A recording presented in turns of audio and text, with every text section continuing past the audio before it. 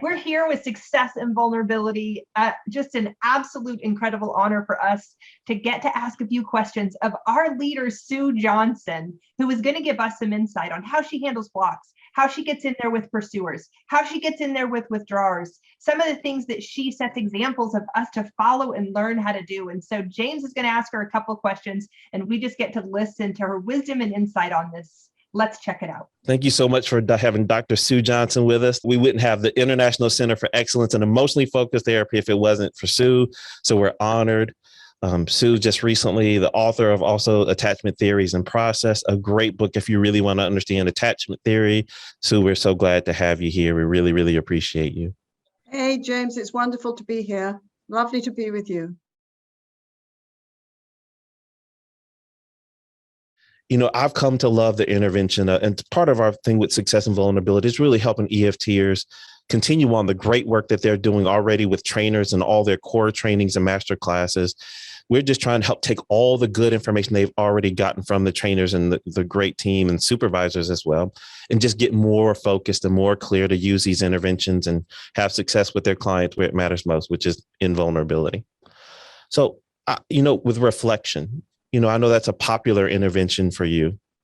When you try and use a reflection to help your clients see and feel their experience, what does Sue do when the client even blocks that? When you reflect the experience that's happening in the moment, in the room, and they block you, Sue?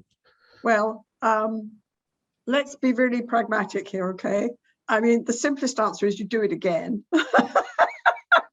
You know, and it's funny because I was reading a transcript last night of a session with a lady that, you know, we're going to use for training, and my client right now. And I was just floored reading the transcript with how I continued. You know, she does block me sometimes. She blocks me by going in her head. And then I say something like, how are you feeling as I say this? Or what's happening in your body? Or I'll just reflect again. But what I noticed was that I reflect, it's like I'm presenting a safe, more expanded reality to her. And I'm saying, oh, really? Can we look? Can we look? Can I look with you? And you ask again, but you support at the same time. People block when they're hearing a threat in what you're saying. So I noticed how many times I said to her in this interview, of course you go into a fog. Of course you numb out. Of course you sit and talk to yourself and say, of course you do, because it saved your life. It was a clever, good strategy. It was the only one. And so I validate her inability to respond at the same time as I slice it thinner. You know, if she won't take scared, I'll say uncomfortable. I'll say what happens in your body. You know, yesterday I said something to her like, what's happening in your body right now, when she didn't want to hear me. And she said, well, she said, I'm angry. And I said, well, what happens in your body? She says, this pulls me down. So you ask a question and you make it about experience. And she says, and I say, oh, could you help me? I'm confused. Pull you down. Usually in anger, you feel sort of revved up, but pull you down. And then we stay with that. And then she says, what I already know, which is we've touched on in other sessions, which is the anger is only a momentary response. What's underneath it is this huge, huge loss and longing and sadness. And that is the core of her issue. And it's totally the result of the relationship she had as a child where she was never seen. Attachment gives me a map to that. It tells me underneath the most basic thing that Bowlby ever said, the father of attachment theory, was look past the shutdown and the anger and the reactive emotion and the refusal to consider a bigger reality. Look past it and see the pain and the vulnerability and speak to that. And in a way, that's what we always do. So, but to get back to being very pragmatic, if you are confident that you have a map and you have a way of seeing people and you are respectful, when you give something new, why should somebody take it in? Why should we expect that? You know, because we've been taught that therapists are supposed to be magic or something. No, we're not. You know, we're craftsmen. And in this session, the other thing that got me was I was deepening in the last session with her, and I noticed how many times I repeated reflections, emotional handles, like I'm holding her experience, and then saying, go one step further, holding her experience. I go, but I was surprised. You know, I looked over my notes last night for our most recent session, and I repeat myself again and again. Well, that's, you know, I think that's part of it, that sometimes we reflect and we just expect the person to say, oh, yes. Well, that's very difficult because that's not the reality they've lived in for years. So why should they say, oh, yes? You know, we shouldn't expect that. We should, you know, you're taking people into a new perspective. So you have to be with them. You have to go alongside how they see now, and you have to be with them. And then you have to introduce a new thing. You know, I keep saying to this lady, oh, yes, the word depression. Yes, right. But, you know, when I look at your face right now, remember, we keep talking about this grief. And first time she says, well, I get angry, and well, I'm agitated. Well, I've had a bad day. And then the third time I say it, she says, yes. And then I have the emotional handles from the last 10 sessions, and I bring them up. I bring them up to plug her into that, and she comes with me. Automatically, because you have this attachment map, you're able to take in the block as, of course, this is new. This is something that's different. And then you move to this validation, and then even to an evocative response. And then you repeat, and you stay right there. Sue doesn't just give up on this new place she accessed. This is where you need me. And of course, you blocked me. It's okay. You should, if I show you something new. And something scary often. And something scary. Like this lady said to me yesterday, well, if we keep talking about this and I keep feeling this, some part of me says it's going to get bigger and bigger and worse and worse. I say, yes, that's, of course, that's such a natural feeling. I understand, you know, and then we go into, and has that happened since you've been working with me? Well, no. Well, and has that, you know, and does that happen when you close your eyes and talk to your partner and I help you? No. Does that happen when you talk to your partner at home? No. And then I say, but of course you feel that way. We're all scared of that.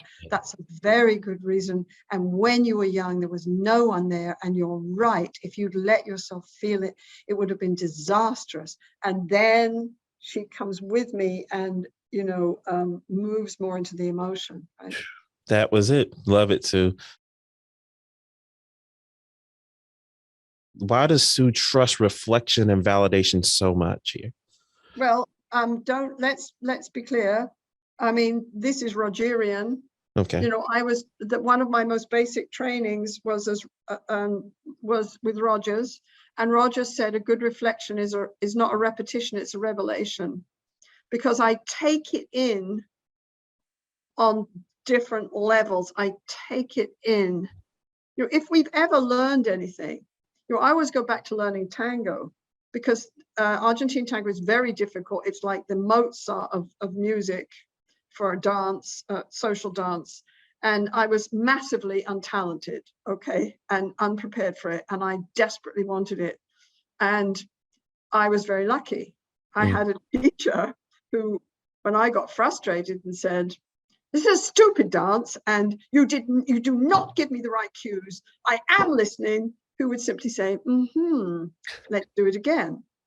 And then he'd say, let's look in the mirror.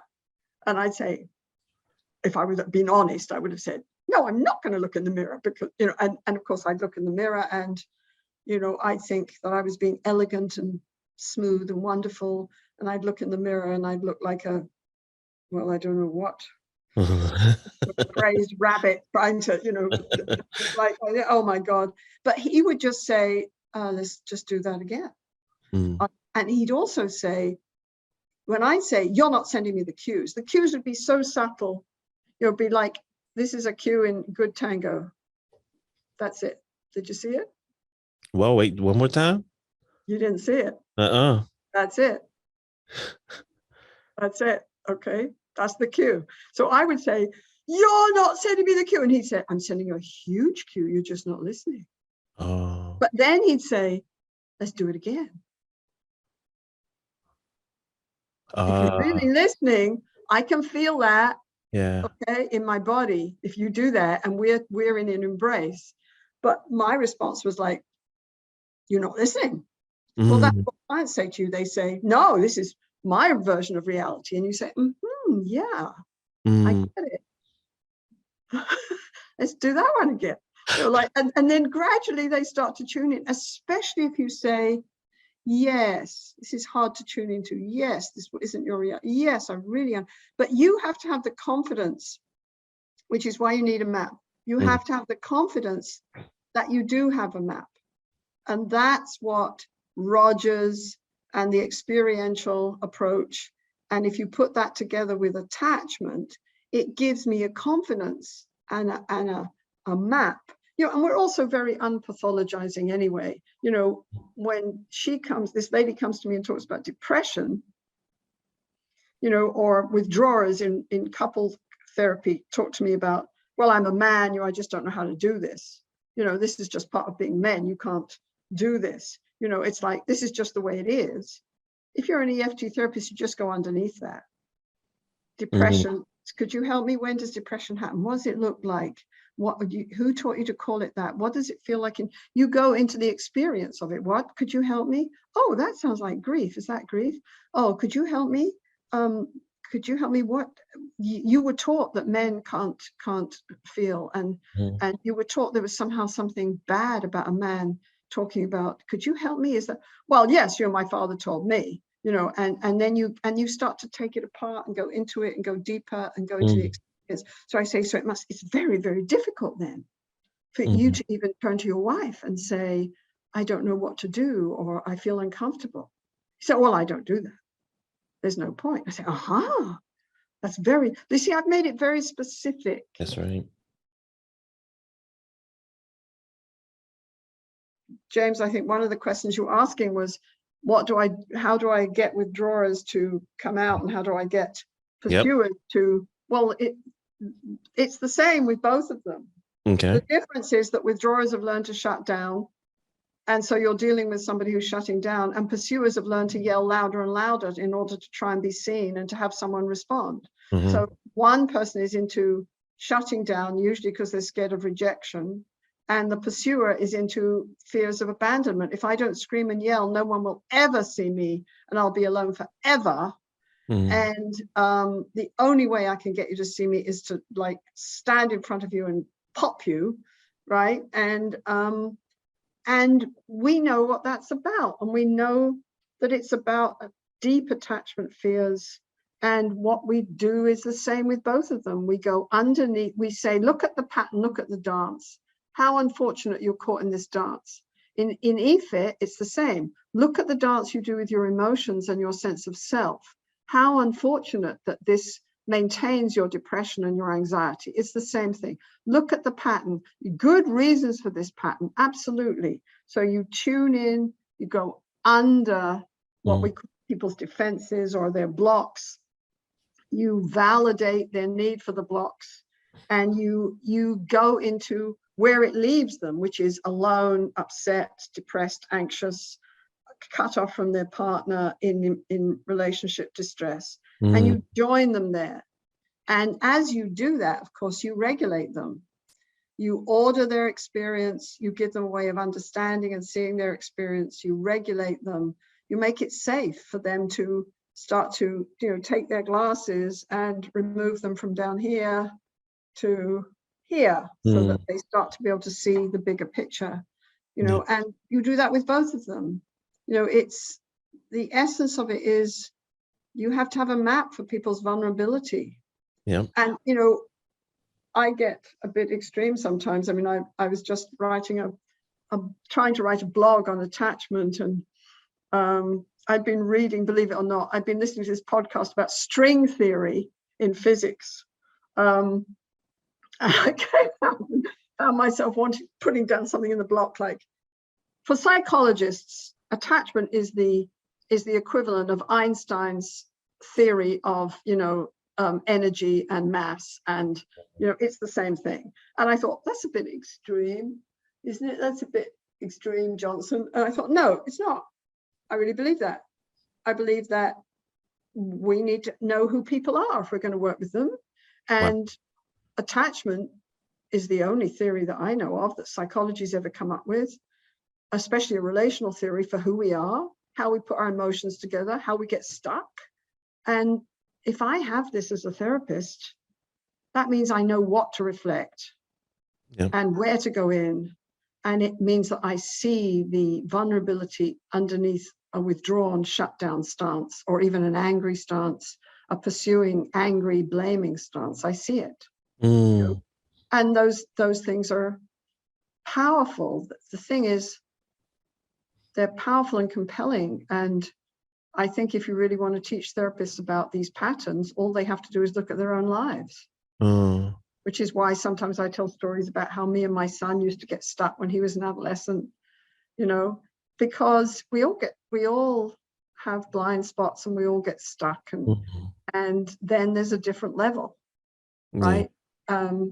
Anyway, so yeah, I think we're talking about very basic EFT things here, and they come from Rogers, and they come from focusing on how people put their experience together, not their behavior. You don't start with their behavior or their thoughts and tell them, don't think like that.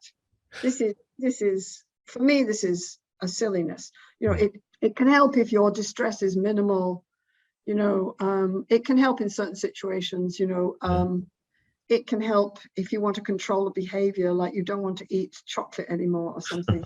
But if we're talking about real depression or anxiety or real relationship distress that is feeding a negative sense of self,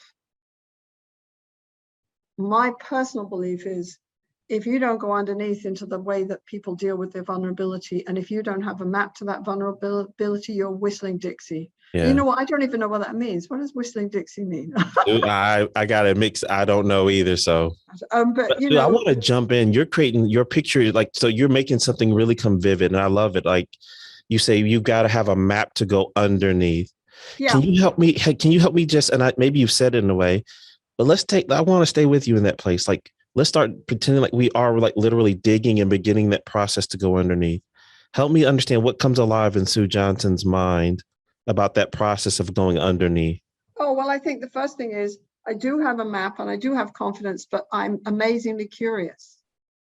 And so every client has a slightly different way of putting their emotions together. So I'm genuinely curious, you know, when I say, when does this happen? You know, what happens? Do you know what did I say yesterday to this lady? What is the trigger? She says, I'm doing good, I'm doing better, but there's times when this anger comes up, or this depression, and depression is just a big label, right? So I say something like, well, let's talk about the anger. When does this happen? What's the trigger? She said, I don't know. It just happens. Well, that's not true, right? But what she's telling me is I got no idea. All right. I don't know what the trigger is. So, you know, and then I say, well, when was the last time it happened? Well, yesterday. Okay. And she still can't identify the trigger. So, all right. And we're talking about it right now, that you got very angry yesterday and you got caught in it. And well, how are you feeling as you're talking about this? What's happening to you? And we go into the body. And she said, I feel it pulls me down. And then I say, oh, that's really interesting, because I remember a few sessions ago you talked about anger, and it was different. It was pulling you down. And then we go into, well, yes, pull me down. Yes. And then what do you say to yourself? I'm assembling her emotion, right? And she says, I say, don't feel this. It's a waste of time. It'll just get worse. And so then I distract myself, I do, I take some dope, or I talk to myself and I say, does that help? And she says, sometimes, but mostly not. And then I go into a fog and I numb out. And we've talked a lot about that, how numbing out is no way to live. Mhm. Came into therapy because she didn't want to live her life in a numbed out state, right? So, but then she's opening up, Okay. and I say, and so could you help me? And I'll reflect it all back. And she says, yes, well, and then I feel, right now I feel sort of sad. I say, yes, and that's where we've gone in other sessions, that underneath this momentary anger, this reactive response, is not just grief about how she lived as a child, but specific injuries and longing, the longing that she's never been able to put words to. And we know about the longing. The longing is the same in all of us. The longing is to be seen, held, to be valued, to hear that we're precious. This is the longing. It's wired in, and it's potent. And there aren't many ways of dealing with the fact you don't get it. And that's the truth. So this is the great gift that attachment gives us. It tells us this. So longing is, it's a good thing in that it keeps her alive, but it hurts. Yeah. Because, and then we talk in therapy about how that is specific. It hurts with these memories of her dad, which aren't in her childhood. He does the same thing to her now as an adult, right? He basically says, don't talk to me about what you feel. It makes me mad. I don't want to hear this. And really, it was nothing. It was what you went through was nothing. That's what he always says. He still says it. So this is a current hurt too. This still happens to this lady.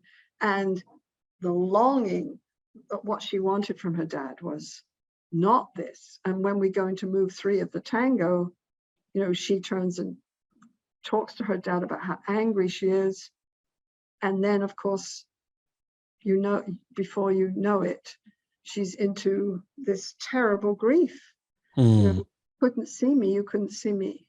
And then in EFIT, we move into the adult part of her being able to turn to this little child who used to hide under the bed, and who had this fantasy that her father would come in and protect her and hold her. And he never did, and he still doesn't. And her adult self can turn and talk to this little vulnerable part of her in the way that she longed for her dad to talk to her. And when people go into this deep vulnerability, it's simple, it's concrete, it's vivid, it's not intellectual or academic, or it's not a big interpretation or an insight. The adult part of her turns to the little vulnerable part and says, I've got you. I'll hold you. This is the simplicity of the way we're wired. We're very complex creatures. Yeah. We're not.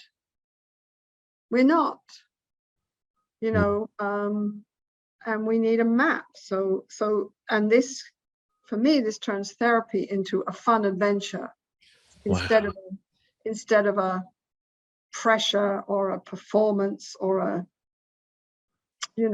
test for how competent I am, it turns therapy into a fun adventure because I'm with somebody as they walk deeper into who they are and their life and their emotions, and I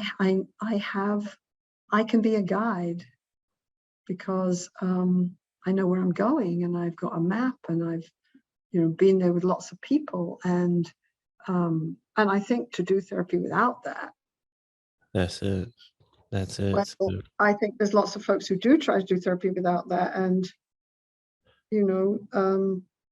I can't imagine how, well, I can, I'd burn out. I'd burn out. I'd burn out. And people do talk about burnout. That's right. And Sue, I love what you're doing here is you are, we're asking you these very focused questions, but you're helping us see it clearly again. Like you said, it's concrete. So even in this place where you talk about coming alongside with withdrawers and pursuers and going underneath their protective stance, that place where they've either pulled away or they're kind of getting angry, your kind of move there is going back to the emotional assembly. And even if they had blocked you in that, Sue's going to meet them with validation for the good reasons they have to not do it and how it's protected them, but then still showing them the cost. But even when you protect yourself this way, it doesn't work out so well for you. And then you do these beautiful reflections. And then where did you talk about there? And then really you just go back into the tango, distill it, get it clearance and into an enactment. Yeah. And I want to go back to your reflection thing. Yeah. Your first question. Mm-hmm. The bottom line is for me that you can't ask people to walk into new, compelling, potentially overwhelming emotions or views of themselves or understandings unless you help them order their experience. And what reflection does and affect assembly does, what we do is we order people's experience. And once you order it, my overwhelming experience with people, all kinds of different kinds of clients all through the years, couples, individuals, and even families, once you order people's experience in a safe way and invite them to engage, most of the time they will.